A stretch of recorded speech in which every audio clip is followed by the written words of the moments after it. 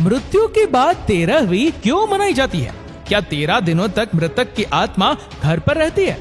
मृत्यु के बाद क्या होता है और 24 घंटे बाद आत्मा घर क्यों आती है? वीडियो एंड तक जरूर देखना।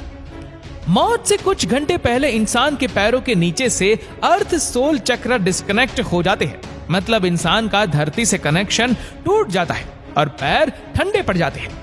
मरने के पहले इंसान का उसका संपूर्ण जीवन जन्म से लेकर मृत्यु तक फ्लैशबैक की तरह स्पीड से दिखता है। अकॉर्डिंग टू साइंस ये सपना लगभग 7 मिनट का होता है।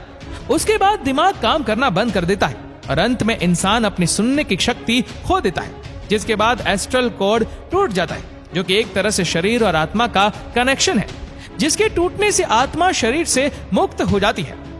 लंबे समय से शरीर में रहने के कारण वो बॉडी को छोड़ने से मना करती है। वो फिर से बॉडी में प्रवेश करने की काफी कोशिश करती है, लेकिन वो असफल रहती है। जैसे हमारे लिए किसी की मृत्यु को स्वीकार करना मुश्किल होता है, वैसे ही आत्मा भी शरीर की मृत्यु को मानने से इनकार कर देती है। शरीर छोड़ने के बाद आत्मा बॉडी के 15 फीट ऊपर हवा में तैर रही होती है। वो अपने परिजनों को रोता हुआ देखती है। उसके बारे में बोले गए शब्दों से किसी शोर की तरह सुनाई देते हैं। हिंदू ग्रंथों के अनुसार रात के समय अंतिम संस्कार नहीं किया जाता, उसे सूर्य देव की पहली किरण के बाद ही जलाया जाता है।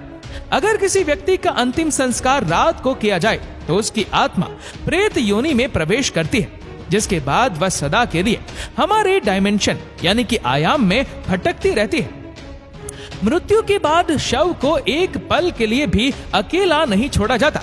अगर शव को रात भर घर में रखा जाए तो संपूर्ण परिजन रात भर शव के पास जागते हैं। एक बार एक गांव में एक शव को कुछ पलों के लिए अकेला छोड़ दिया गया, जिसके बाद बाहरी प्रेतों ने उसके ऊपर कब्जा कर लिया और मृत बॉडी ने पूरा गांव जला दिया। गांव में हनुमान जी का एक मंदिर था। भूतों प्रेतों से भरी हुई बॉडी जैसे हनुमान जी के मंदिर के सामने से गुजरी, उन आत्माओं ने हनुमान जी की मूर्ति देखी और फिर डर कर उस बॉडी को छोड़ दिया। तब से लेकर आज तक कोई भी डेड बॉडी को अकेले छोड़ने की गलती नहीं करता। अंतिम समय में 2 यमदूत आते हैं। वो मरने वाले के साथ जैसा उसने संपूर्ण जीवन लोगों से व्यवहार किया था, ठीक वैसा ही व्यवहार उसके साथ करते हैं। अगर मरने वाला अच्छा आदमी है तो वो इजीली प्राण त्याग देता है, परंतु वो पापी है तो यमदूतों के टॉर्चर से वो तड़प तड़प कर मरता है। जिसके बाद आत्मा को एक प्रकाश में गुफा से होते हुए यमदूत यमलोक लेके जाते हैं। रास्ते में वैतरणी नदी पार करते हुए आत्मा को जाना होता है।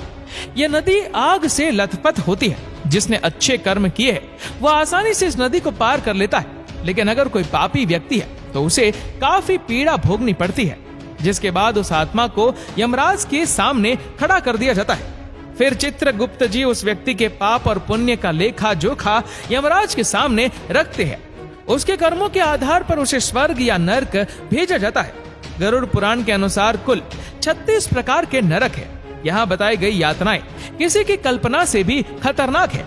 अगर कोई व्यक्ति सुसाइड यानी आत्महत्या करके प्राण त्यागता है तो उसे और भी कठिनाई सहनी पड़ती है, क्योंकि उसने निर्धारित समय से पहले ही हार मान ली। ये शरीर हमारा नहीं है, ये किराए का मकान है जिसे कुछ समय के लिए यूज करने के लिए मिला है। ये मिट्टी का है और एक दिन मिट्टी में ही मिल जाएगा। गरुड़ पुराण के अनुसार हमारे वास्तविक जीवन में किए गए हमारे कर्म ही हमें स्वर्ग या नरक दिलाते हैं। उसके बाद अगर कोई साधु या तपस्वी है तो उसे मोक्ष की प्राप्ति हो जाती है। सबसे बड़ा सवाल ये सब बातें हमें कैसे पता? गरुड़ देव जिनका बल अतुलनीय है, वे एक 700 इंद्र को पराजित कर सकते हैं। गरुड़ देव स्वर्ग से अमृत कलश लेकर उड़ गए थे, लेकिन उन्होंने अमृत पान नहीं किया। उन्हें बिना अमृत के ही अमरता प्राप्त हुई। ये वरदान उन्हें स्वयं श्री हरि नारायण ने प्रसन्न होकर दिया था। गरुड़ देव तो अमर है, उन्हें नहीं पता कि मृत्यु के बाद क्या होता है, इसलिए जिज्ञासावश उन्होंने श्री हरि नारायण से ये प्रश्न पूछा और इसी ज्ञान को हम गरुड़ पुराण के नाम से जानते हैं। भगवत गीता में श्री कृष्ण ने कहा था, आत्मा न तो पैदा होती है और न ही वह मरती है, वो तो सिर्फ वस्त्र की तरह एक शरीर से दूसरे शरीर में प्रवेश करती है। मृत्यु तो केवल शरीर की होती है, आत्मा की नहीं। ये जीवन मृत्यु का चक्र यूं ही चलता रहता है। इसीलिए don't die before you are dead, मरने से पहले कभी मत मरो। अंतिम समय में राम नाम सत्य है, इसीलिए कहा जाता है, क्योंकि वही संपूर्ण जीवन का सार है। श्री राम ही सर्वश्रेष्ठ है, वही सत्य है। तो दोस्तों, इस वीडियो को लेकर आपकी क्या राय है, नीचे कमेंट करके जरूर बताएगा। और अगर आपको वीडियो अच्छा लगा हो तो इस वीडियो को लाइक करेगा, शेयर करेगा ज्यादा से ज्यादा लोगों तक, और ऐसे ही और भी इंटरेस्टिंग फैक्ट्स की वीडियोस को देखने के लिए सब्सक्राइब करें हमारे यूट्यूब चैनल को, जिसकी लिंक हमने नीचे कमेंट सेक्शन में दे रखी है, और फॉलो करें हमारे फेसबुक पेज को। धन्यवाद।